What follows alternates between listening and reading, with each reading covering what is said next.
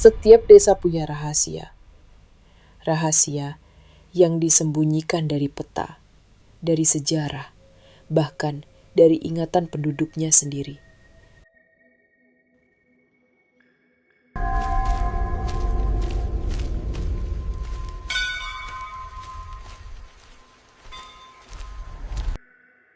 Tapi tidak semua rahasia ingin ditemukan.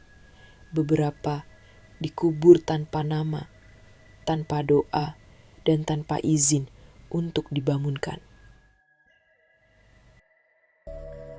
Namaku Bayu, seorang peneliti sejarah yang lebih percaya buku daripada cerita rakyat.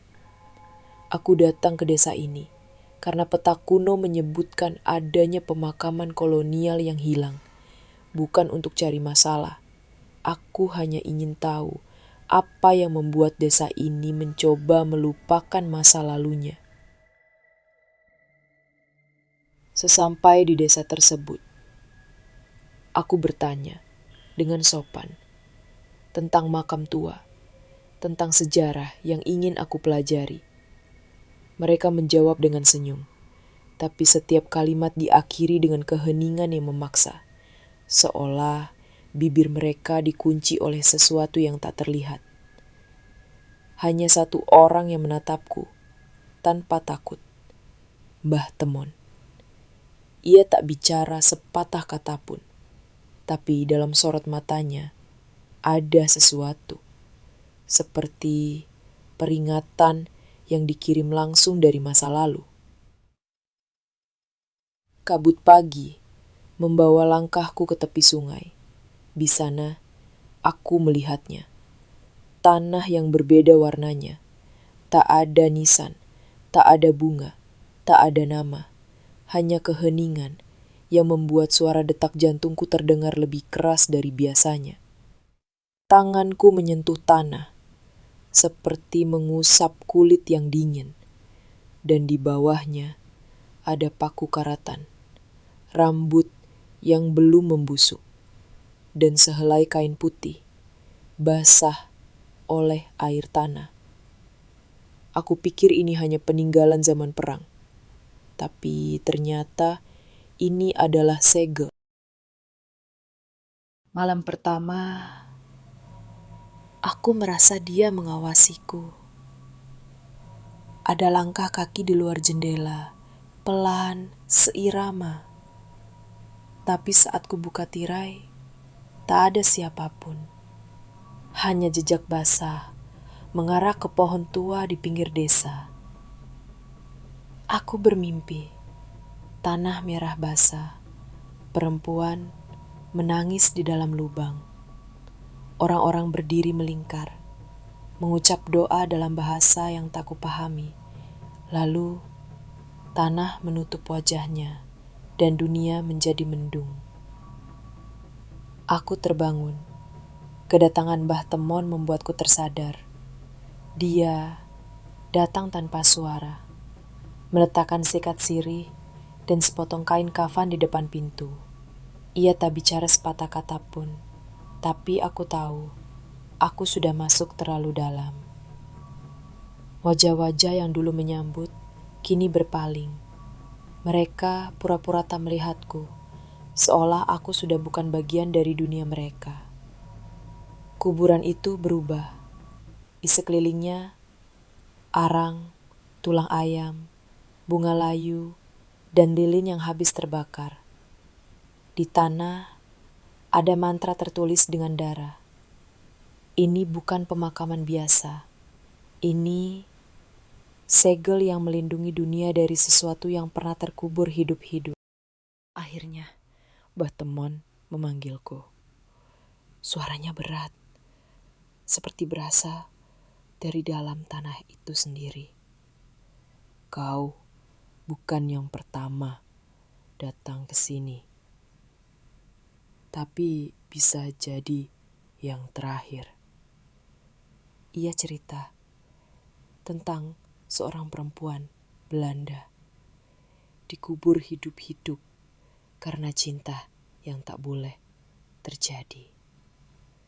Perempuan itu bukan sekadar korban. Ia mengutuk tanah ini hingga 3 generasi ke depan. Siapapun yang mencoba menggali akan menjadi bagian dari tanah itu. Satu-satunya jalan keluar adalah mengembalikan apa yang telah terusik.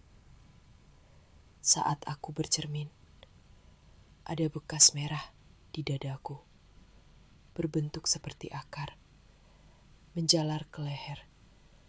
Tubuhku sudah ditandai. Aku bukan pengunjung lagi. Aku adalah bagian dari kutukan. Mbah Temon tak hanya bercerita, ia memperlihatkan foto-foto tua, wajah-wajah asing, hilang tanpa kabar. Semua pernah datang seperti aku, peneliti, pemburu harta, wartawan. Desa menyambut mereka, memberi tempat menginap, lalu diam, karena mereka bukan tamu, mereka tumbal. Sontak aku kaget. Aku masih berusaha mencerna kejadian demi kejadian. Aku mencoba pergi, tapi jalan utama tertutup tanah longsor. Sinyal hilang, kendaraan rusak. Setiap jalur keluar ditelan kabut tebal. Aku terperangkap dan semuanya terasa seperti sudah dirancang. Aku kembali ke kamar mencoba menenangkan diri. Pikirku besok aku harus mencari jalan keluarnya. Tubuhku sudah memohon ampun untuk segera istirahat. Aku bermimpi perempuan itu. Ia berdiri di balik pohon, menyebut namaku. Tapi aku belum pernah memberitahu siapapun. Suara tangisnya mengisi malam, memanggil dari dalam kubur. Mimpi itu berulang, seperti sebuah ritual. Aku terbangun oleh suara keramaian. Tengah malam begini, pikirku, orang mau melakukan aktivitas apa? Lewat celah rumah, kulihat mereka berkerudung hitam, mengelilingi api, membaca mantra. Mereka bukan takut, mereka sedang memastikan arwah itu kenyang. Dan aku adalah sesaji yang harus mereka telan. Kuhiraukan, aku terlalu takut untuk keluar tak sadar. Aku tiba-tiba terlelap kembali. Pagi harinya, dinding kamarku penuh tulisan merah. Kembalikan nama itu. Tanganku berlumur darah. Tapi aku tak ingat menulis apapun. Mbak Temon sudah di depan rumah. Kau diberi waktu 3 malam, kata Mbak Temon.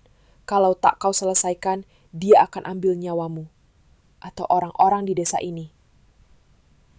Kutukan ini bukan lagi hanya tentang dia, tapi tentang siapa yang berani menyebut namanya. Kabut malam turun lebih cepat dari biasanya.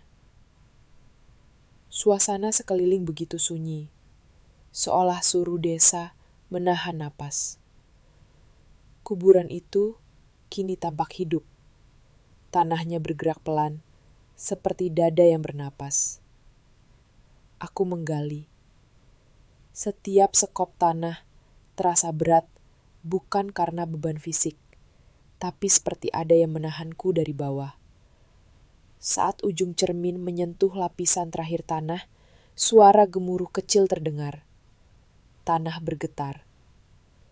Udara menjadi dingin, menusuk ke tulang. Aku membaca nama itu perlahan, terbata, lalu mengulangnya 3 kali. Setelah kalimat terakhir keluar dari mulutku, waktu seolah berhenti. Tanah membuka, tapi tidak dengan paksa. Seperti seseorang yang perlahan bangkit dari tidur panjang. Asap hitam keluar pelan, lalu disusul oleh tangan pucat yang mencengkram tanah. Wajahnya muncul, setengah cantik, setengah busuk. Namun, Air matanya nyata. Kau ingat aku. Akhirnya, katanya, lirih. Ia mengulurkan tangan, dan saat aku hendak menyentuhnya, mataku menangkap sesuatu di balik kabut. Bayangan warga desa. Menonton. Diam. Seperti ini adalah pertunjukan yang sudah ditunggu selama puluhan tahun. Rambutnya panjang, basah oleh tanah dan darah masa lalu. Bajunya lusuh, seperti gaun pengantin yang tak pernah sempat digunakan. Tapi matanya kosong, seperti lautan yang tak punya dasar. Dan ketika ia menatapku, aku tahu, ini bukan sekadar arwah penasaran. Ini adalah jiwa yang dikhianati, dipenjara oleh sumpah, oleh ritual, oleh manusia. Langit di atas kami berubah merah, seperti terbakar dari dalam awan. Daun-daun di sekeliling terbang melingkar seperti pusaran. Suara-suara aneh mulai terdengar dari berbagai arah. Tangisan, bisikan, ratapan. Arwah itu melangkah ke arahku. Tapi setiap langkahnya seperti mengguncang dunia. Ia menunjuk ke dada kiriku, tempat di mana botol darah berada. Itu milikku, katanya. Itu akhirku. Tiba-tiba aku merasa tubuhku bukan milikku lagi. Nafasku pendek, udara makin berat. Arwah itu tak menyerang, ia menuntut. Ia meminta diselesaikan.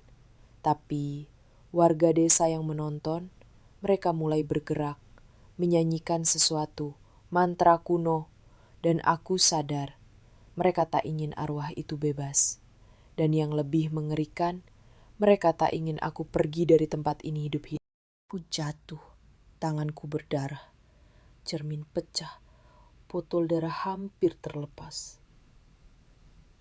Dari balik pepohonan, Batemon muncul. Kesini, lewat jalur belakang. Mereka tak tahu jalan itu. Ia menarikku ke celah sempit antara dua batu besar. Kami merangkak dalam kegelapan. Nafasku tercekat. Di belakang, suara teriakan semakin dekat. Mereka tak akan berhenti sampai kau menjadi tumbal berikutnya, kata Mbak Temun. Kau bukan yang pertama dan tak akan jadi yang terakhir. Tapi mungkin bisa jadi yang terakhir kalau kau berani mengakhiri ini. Dulu, aku yang menulis bagian mantra ini. Aku dulu bagian dari mereka, tapi aku juga yang mengurungnya. Arwah itu, dia tak bersalah. Tapi desa ini memilih jalan gelap. Mereka takut kehilangan kekayaan dan hasil bumi. Jadi, mereka tumbalkan orang luar setiap 10 tahun. Arwah itu muncul, berdiri di tengah pekarangan desa. Di tempat altar pertama dibangun ratusan tahun lalu. Kini wajahnya utuh. Ia bukan lagi makhluk menyeramkan, melainkan wanita biasa, penuh luka, tapi tak lagi menyimpan dendam. Warga desa berkumpul, lingkaran manusia yang membeku antara rasa takut dan rasa bersalah. Ia memandang mereka, satu persatu, seolah mengenali semua wajah yang pernah ikut mengutangnya. Aku tak ingin membalas, tapi kalian harus tahu, rasa kehilangan yang telah kalian buat hidup dalam tubuhku selama ini, katanya lirih. Namun suaranya menggema hingga ke bukit belakang. Tiba-tiba, tanah di sekitar altar terbelah pelan. Dan dari dalamnya muncul serpihan artefak lama. foto-foto korban yang dikubur diam-diam, potongan pakaian, dan tulisan-tulisan yang dulu dikubur untuk menyembunyikan sejarah. Warga desa mulai menangis, sebagian berlutut, sebagian mencoba melarikan diri, tapi tidak bisa. Langit berubah gelap, bukan karena malam, tapi karena awan tebal menutupinya seperti tirai penghakiman. Arwah itu menunduk, lalu membalik badan, dan menghilang bersama kabut. Tak ada ledakan, tak ada jeritan, hanya keheningan panjang, dan sebuah pesan tertinggal di altar.